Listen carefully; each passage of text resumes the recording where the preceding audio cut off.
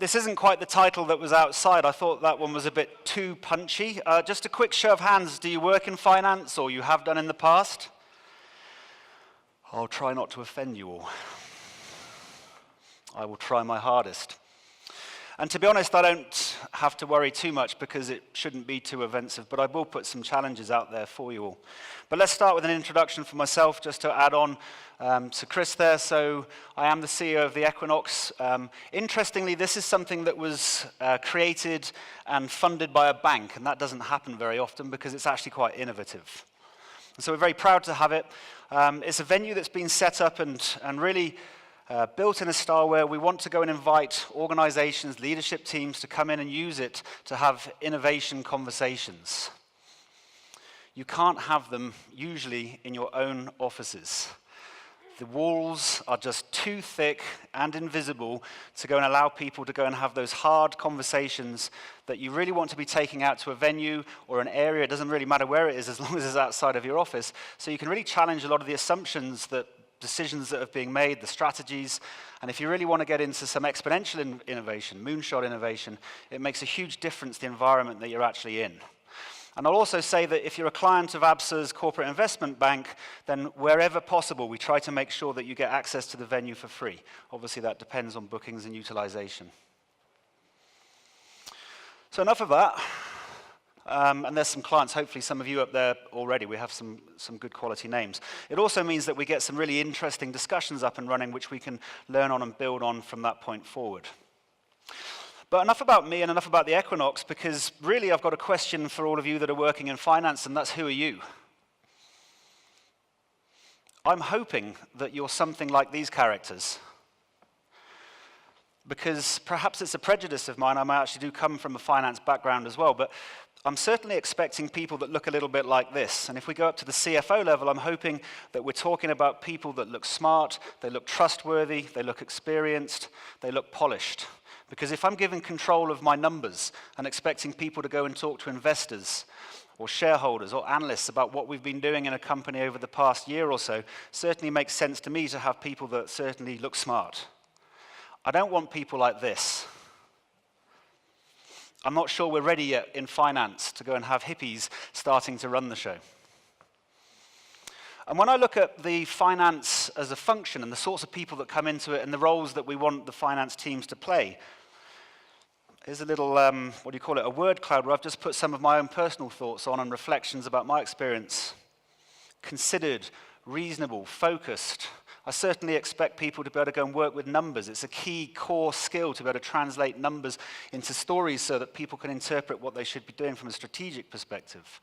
Comparatives, ownership, stewardship, reconciliations, making sure that numbers of actions that are happening from the staff across the company are being translated into something either on the balance sheet or the P&L.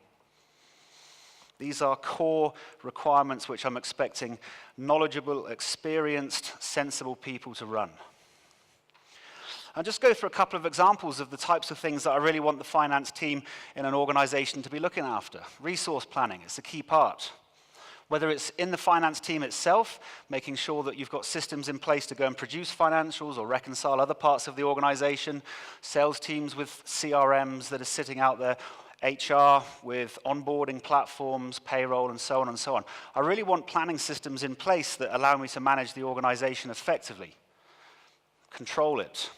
And the benefits are there. I've been involved in a number of implementations in my time. They're never easy, but certainly the arguments for it, if you boil it down, save money, be more efficient, reduce the amount of effort to go and produce data, be more accurate, more timely.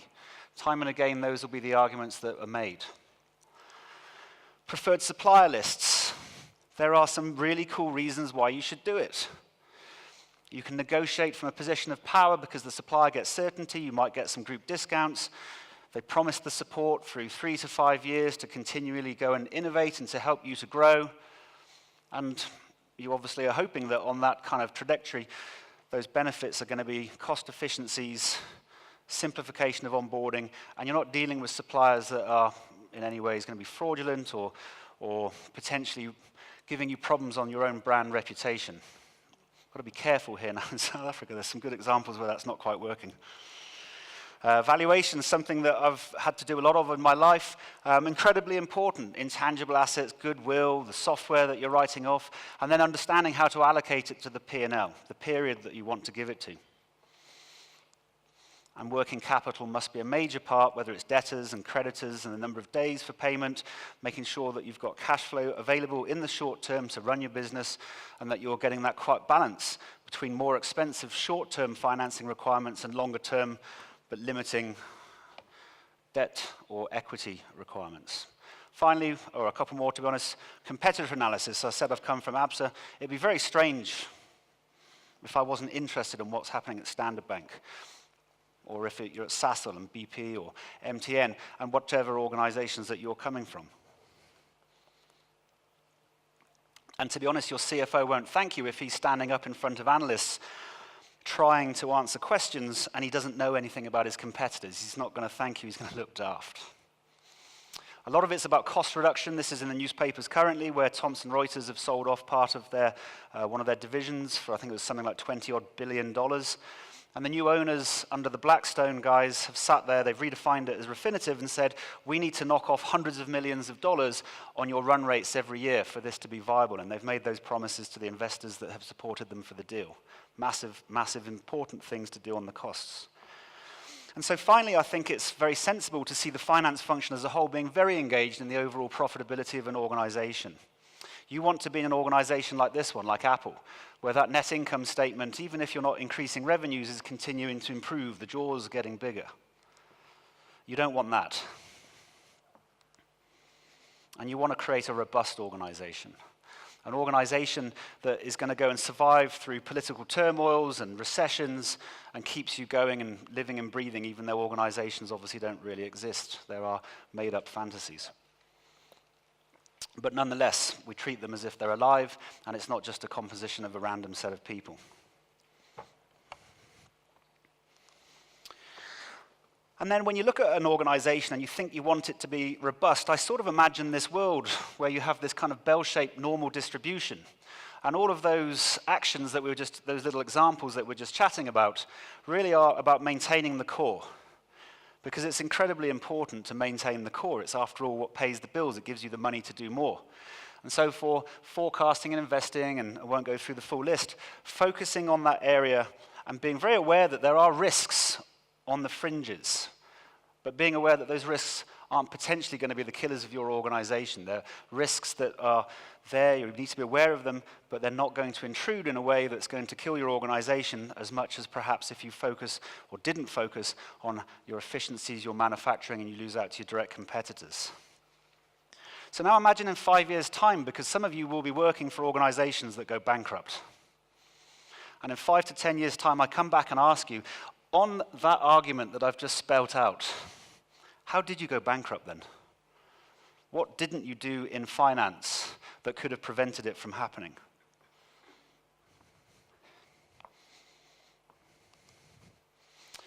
And your answer is probably something like 2 ways, gradually and then suddenly. I wanted to put up a little slide there with, I don't know, 10, 50, 100 of those brand names, but I'm sure you've got your own in mind, your Nokias and your BlackBerries. You don't have to be totally out of the game, your Kodaks. The list is endless. And the problem is that we've now moved into a world where the list is getting bigger and the bankruptcies are happening faster because the timelines that companies used to survive for are reducing. And I love this chart because it's highlighting way back 60, 70 years ago, companies could easily expect, once they'd reached the pinnacle of being listed on the S&P 500, to be around for 60, 70, 80 years. In fact, from the 50s, I think there's only about 40 or 50 companies left. And now we fast forward into the 2000s and 2010s, and what we're seeing is companies starting to die after as little as 14 years on average. And projections from people saying that we can expect 40, 50% of the existing S&P companies to go out of business. So why is that? Well, I think it's because we've moved. We don't live in a manufacturing or an industrial world anymore. We now live in an exponential world. But I do want to make it 100% clear. I fully subscribe to the fact that we are in this exponential world. It was linear. We could sit there and we could be relatively comfortable that the distribution networks that we've created would be enough to go and sustain us. And as organizations, we could therefore still be innovative, but it could be incrementalism. It had to be slightly faster than the Joneses, or we could be maybe a lagging follower, but keeping enough just to go and keep our business sustained. And it was perfectly acceptable to be sitting there with 2, 3, 4% starting to come through on an annualized basis with a nice compound growth, and the investors would be happy. But that's not the case. It's not the environment that we now live in. So robust business models now have consequences. Some of the ideas that have come from management consultants, over the years, from the 40s and the 50s, Peter Drucker, you can't manage what you can't measure.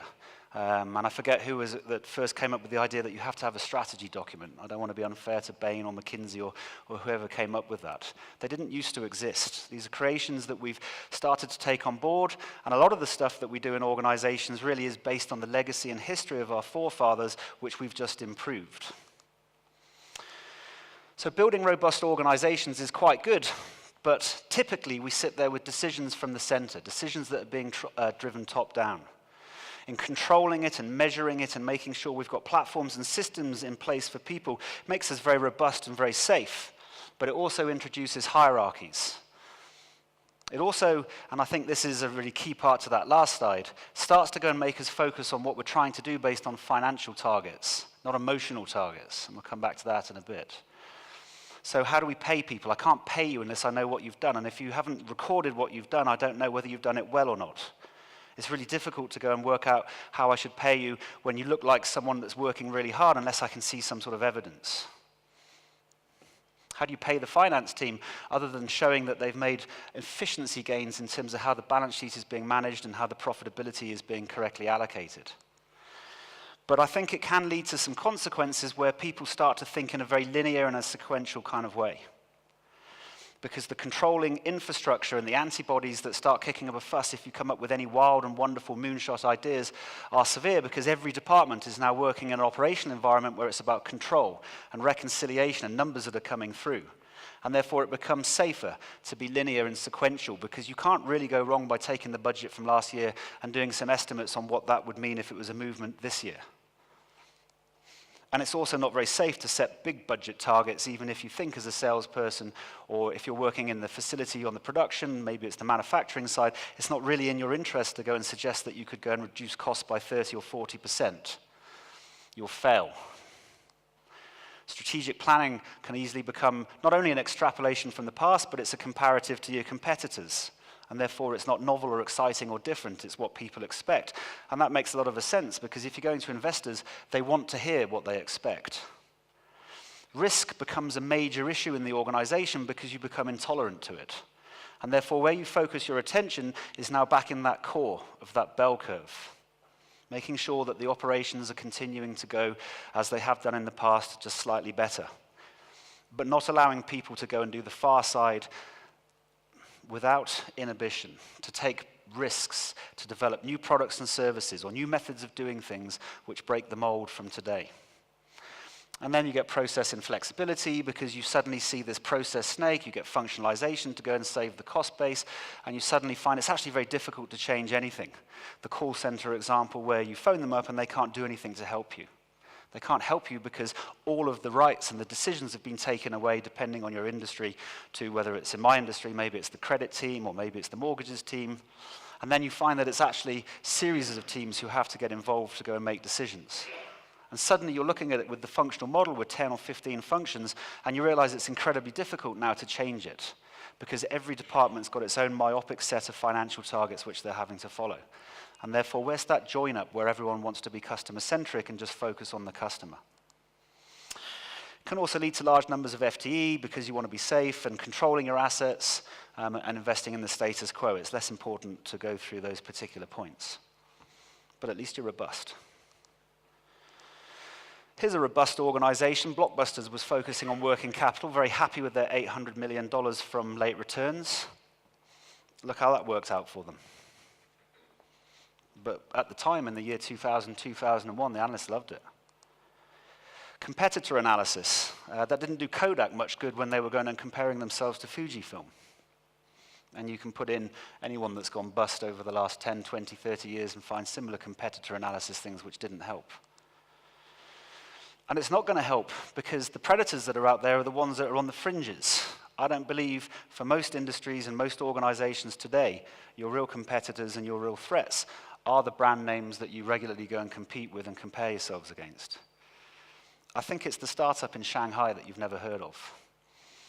I think it's the guys that are sitting in London working from someone's basement, because their ability to go and access technologies and intellectual property that previously in the last century was very difficult to do has now in itself gone exponential. In fact, there are very few secrets out there. The other nice thing for them is they don't have that legacy or technical debt, but we'll come on to that in a minute. And the speed of these unicorns popping up, unicorns being defined by they've had VC funding so you can make a fairly accurate assessment of what their market value is. The number of unicorns that are worth $1 billion or more is just growing and growing and growing. I think last year was about 200, and so this year the latest stats I saw, it's approaching 300. And that chart, I think, shows that nicely. By the way, CB Insights, when you go away from here, is a great, great site to go onto and sign up onto their mailer, because you really will get a really good opinion about where VC funding is going in lots of different exponential technologies across pretty much all sectors: agri-tech, fintech, biotech. Their list is kind of endless. And there you can see just a final one, how these valuations, we've got companies up there that have become unicorns in the space of a year. That's where the threat is. I'm not sure that doing a comparison against our competitors is particularly useful. And so a lot of the things that as financiers and people working in finance functions that we focused on in a linear world don't feel quite so good to me anymore, because I don't think Thomson Reuters, or rather the new owners of Thomson Reuters, are correctly accounting for the negative consequences of these hundreds of millions of dollars of savings.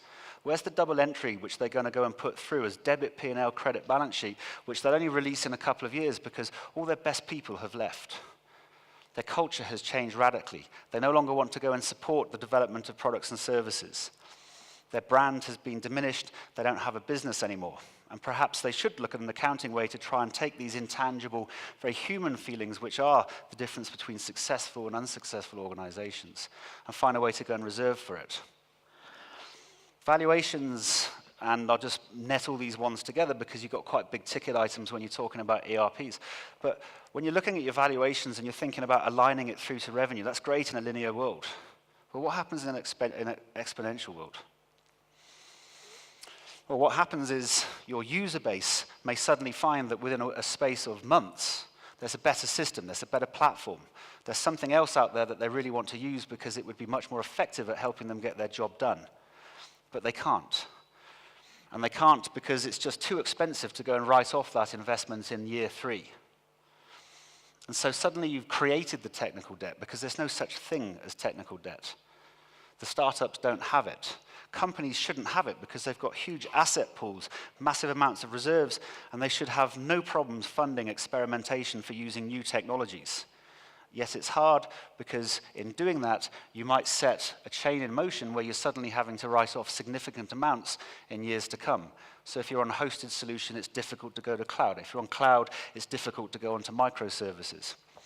If you're on a CRM system that's a little bit chunky and old-fashioned, it's very difficult to go and sign up for what the entrepreneur's using, like a HubSpot. So I suggest that this curve is something where we are actually misaligning the risk to the organization in trying to make sure that we're risk managing the organization. As we make sure that we're keeping ourselves robust, I actually think the world is a bit more like this, where both the opportunities and the threats are sitting more on the fringes. And maybe if you wanted, I didn't quite have the guts to put that up, in some ways it could even be inversed. It could be the situation now where those things which we don't really think too much about because it hasn't arrived yet are the biggest threats because they're arriving so quickly. And so maybe what we need is a finance function that starts thinking about that and goes and says, yes, we still have to do these core things. There is a core business. I'm not saying you can throw everything out, but perhaps that shouldn't be the sole focus. We should reduce it and start thinking of ways where we avoid the wasted effort by investing in these things which become redundant and irrelevant in 3 or 4 years' time. Here's an example, looking after, I don't know, worrying about how you go and manage and whether you should budget for 40 or 50,000 staff over the next 2 or 3 years if you're in a distribution company isn't really where the debate is, because in a couple of years it's going to be autonomous. How are you invested in that? And then it's just obviously these massive amounts of missed opportunities. So a new focus for finance is really my suggestion. I don't think this stacks up anymore, to be honest. I don't think the rules that were set in the 40s, 50s, 60s, and so on, and things like Six Sigma that you want to go and put on it are necessarily the right ways to do for a lot of industries as they stand today. But it's hard. It's really hard, because I know as individuals, when you walk out, it's going to be really difficult to think exponentially. Here's an example of how difficult it is. I could have used examples across, I don't know, financial services, where Moody's and S&P are saying it's perfectly safe to invest in CDO squared in 2008. AAA rated, based on houses with 120, 130% mortgages. But we don't see it. Our herd mentality is fantastic. We continue to work on what we learned yesterday. Our knowledge becomes the thing that unhinges us because it's difficult to imagine. And I like this one because this is the International Energy Authority with these straight lines continually updating their predictions about how photovoltaic capacity is going to increase. We have an exponential curve of note here. And yet every year when they see it increase, it was 10%, and then it's 15% and 20%, and you can see the starts of this exponential growth going, and if you look, you will see it. And yet it's far safer to say, we think it's roughly flat for the next 4 or 5 years. We could have used examples of battery technology where organizations are saying the batteries that you need for your cars, I think it was 2012, there's not enough resources in the world to produce them. Well, there is, or at least for the next couple of years. And yet battery prices are going down by 30, 40%. I think last year we've just seen a 60% drop. So maybe the financial team can start doing something different, and that's not throw away what they're doing for the core, but to start thinking very much on the exponentials, those fringe areas, and saying, how as a financial team can we help the exponentials? Can we go and do something which is going to allow maybe 20% of the resources of a company to be allocated into the moonshots? Potentially the businesses and services that might well eradicate what we have in the core today. Better to do it yourself, cannibalize yourself, than let someone else do it, I would imagine. Hard to do, but if you don't do it, what's going to happen? And if you do it, then it means embracing some very different mechanisms from a financial perspective, because you're asking for wastage. You can't innovate without waste, and lots of it. And you've got to duplicate and try things, and they don't work, and you do it again, and you run multiple teams in parallel, and you don't get worried about it because the duplication is an awesome way to go and compare and contrast and learn from each other. And of course, experimentation is underlining all of this, but to do experiments properly, you have to fail every time. Because actually, the goal of the experiments is more based around what you can learn. And then you learn, you iterate. And then eventually, at a certain point in time, you make decisions about whether to continue doing test, learn, iterate, and reinventing yourselves, or to stop it and just take those learnings and apply your resources and budgets elsewhere. And you have to become used to living with no milestones. And maybe even setting purpose and customer centricity at the core of everything that you're doing, rather than the numbers. Because these are difficult things to go and actually put numbers to.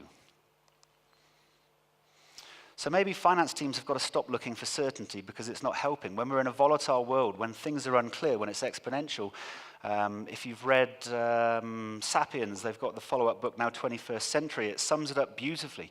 The world is not predictable. We cannot imagine what it's going to be like, forget 2050, even in 10 years' time, it's going to be radically different. So how do you be mathematical and financially focused when in 10 years you don't know what it's going to look like? And the only way I know that you can do something here is to really start taking small bets, very much kind of like a portfolio options basis. Or if you're into betting on football teams, looking at it and saying, I've got to go and find small bets where I'm hoping some of them might work. But bringing yourself to the conclusion that you'll be very comfortable to measure the costs that are spent and to try and encourage people to fail fast and be quite timely over their innovation, but not worrying too much about the upside.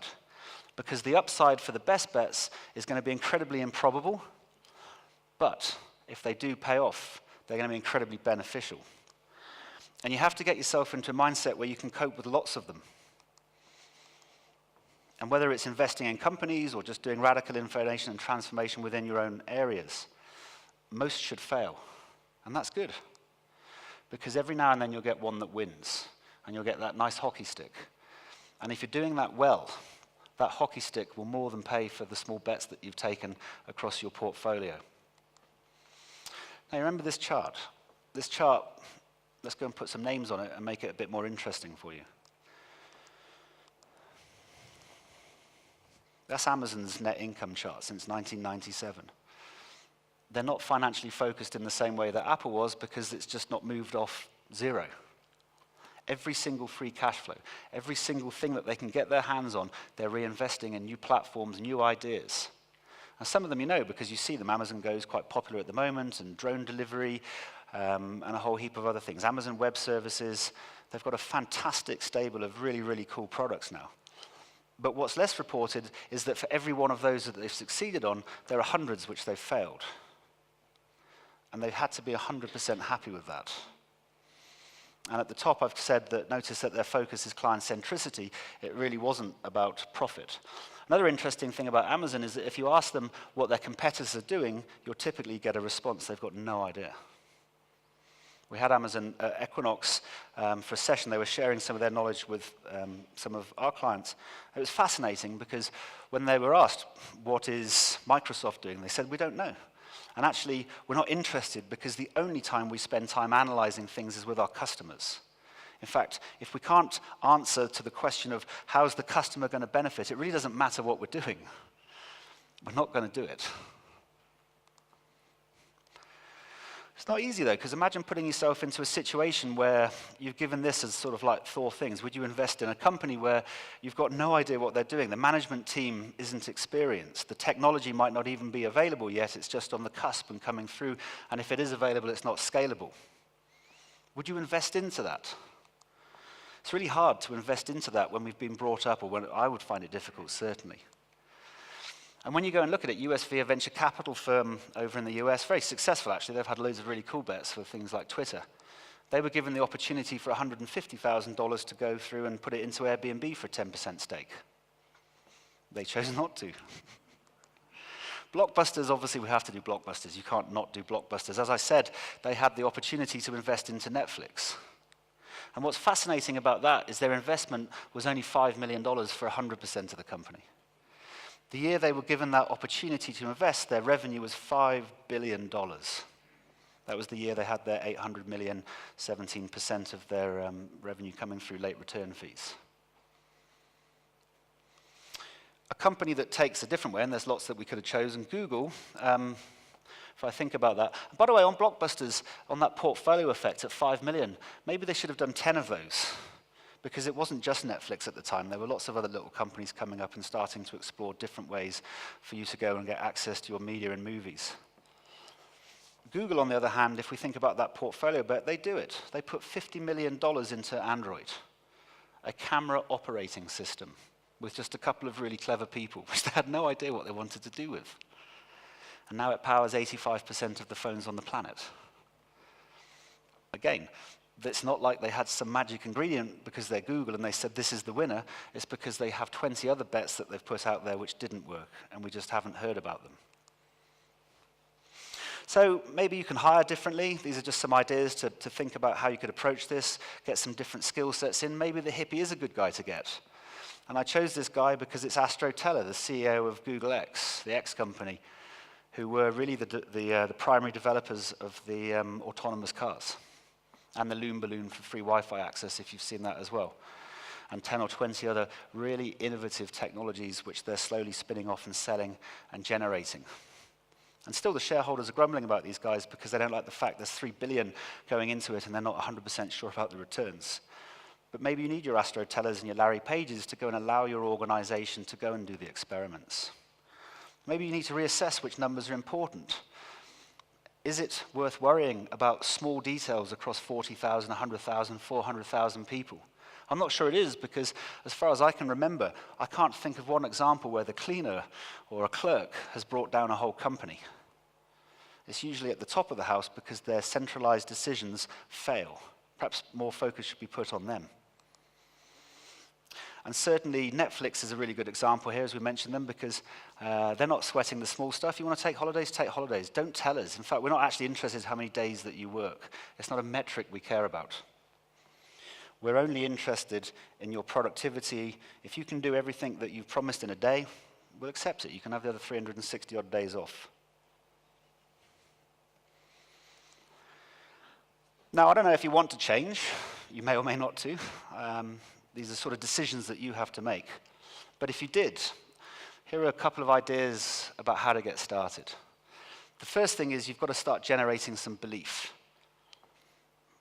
And a good starting point is to make a decision. Are you living in an exponential world or is it linear? Is the world of the next 10 years going to be radically different than what we've seen over the last 10 years? And if you believe it's going to be roughly the same, I suggest you don't change too much. If you think it's going to be radically different, and even if you overestimate these differences in the short term, in the next 2 years, we tend to underestimate the impact of exponential technologies from 2 years out. If you think it's going to be radically different, then I think that's a good starting point to move you a step down the path to think about acting differently. And the second thing that I'd suggest is that if you get into that space, you start to think of ways to actually be incredibly afraid, be incredibly scared. Because if you continue doing what you're doing today in an exponential world, which you now believe in, you have to be afraid, because you now are buying into the idea that the risks are sitting on the fringe and not in the core. And therefore your actions and behaviors aren't solving your robust hope organization will be here in 5 years. All it's doing is delaying your demise. A great example there comes from, coming again from Amazon, from Bezos. Day 2 is stasis, followed by irrelevance.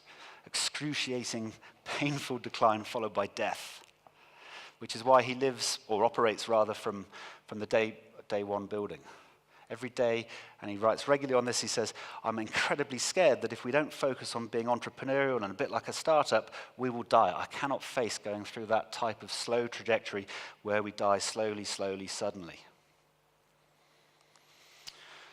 You might want to redefine your purpose. I don't think we've got a huge amount of time to go into detail, but I will say one thing. The evidence is there that purposeful organizations are outperforming. That's just a snapshot from the FT. And what we mean by purpose is that you're not setting profit goals or margin, or we want to be the biggest or the best in any sorts of way. It's basically customer-centric driven where you're solving a problem. Discovery, who want to go and make you live longer. There's their chart. Unilever, who, what do they want to do? Sustainable living commonplace. They've got a target to go and uplift the standards of living for 1 billion people on the back of that. There's their chart. And you can pick your favorite successful companies. I'm not interested in one where BlackRock now starting to only invest in companies that are very purposeful. Amazon, obviously, sitting there wanting to be the most client-centric company on the planet, building off their desire to go and service everyone from their kind of eBay-type platform, which allows them to come up with ideas like this, which has just been patented for a high-rise beehive-styled warehouse, so that they can go and have pointed delivery in places like New York without paying for exceptional costs for land. Microsoft, and they're going through their own stuff. And then as a final sort of thing, maybe start doing your own experiments, because it's very difficult to go and step away from the world that we live in and do something radically different. But it's quite easy to take some baby steps. So if you're in the finance team and you want to understand what models and how you can change your approach, and you want to become a finance team that helps the overall organization innovate faster and see these fringe risks, maybe start on yourselves. Start to experiment, changing the way you do it. Set up small teams who are challenging you. Maybe we're going to go and use crowdsourcing, where random people go and participate in the reconciliation process. Maybe we'll try robotic process automation for that small area that just sits over there. It's not going to do particularly damage, but we'll learn for it. How can we use AI to go and do better analysis? Let's go and run a survey with our peer group and ask, if you didn't have a finance team, what would you miss? To try to go back to some of the core areas that are most important. But the journey's hard. If you do want to make changes, if you do want to try to be more exponential, or at least set your firms up and your functions to survive and thrive in an exponential world, you need grit, because the antibodies are out there. In fact, this is why there's so few organizations who've gone through their path. They've been startup, they've done incredibly well, their innovation has kind of ebbed and flowed, and they've started just really to become legacy informations with legacy corporates with technical debt. Very hard finding examples of corporates in that space who've managed to retransition themselves back into some entrepreneurial kind of startup. Imagine making your company operate in the same way as Amazon. I would suggest it's almost impossible. But you can still make inroads in doing it, which are going to put you ahead of the rest of the pack, but it requires huge amounts of grit. And I go back to those previous points. To have that grit and determination, you've got to have that fear about what's going to happen, that belief it is exponential, and that driving purpose that gets you up every morning and makes you feel challenging, or gives you the will to challenge the people around you who aren't going to be sharing that belief structure. And obviously humility, because we all have to sit back and say, if we're going to go and change, we have to realize not that we've done something wrong, it's just the world has moved on. And therefore we're going to have to change the way that we approach, the way that we do our jobs and functions going forwards.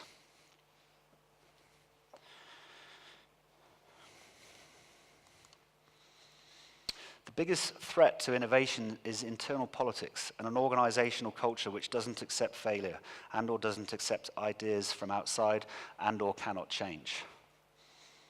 I think that's a great sentence, surprisingly from Gartner, because they've been around a long time. I'm not sure if Gartner are living to what they're stating there. So that sort of draws it to the end. I'll just go and tie it back together by just re-mentioning Equinox. When I say that it's important to get out of the office to have these discussions, I think it really is important. Because the environment you're in, the people you're talking to, the ability to have robust discussions is incredibly hard when you're sitting in the offices and the cubicles where you're operating and doing the stuff you do every single day. Ladies and gentlemen, Colin Iles. Thank you very much. Thank you.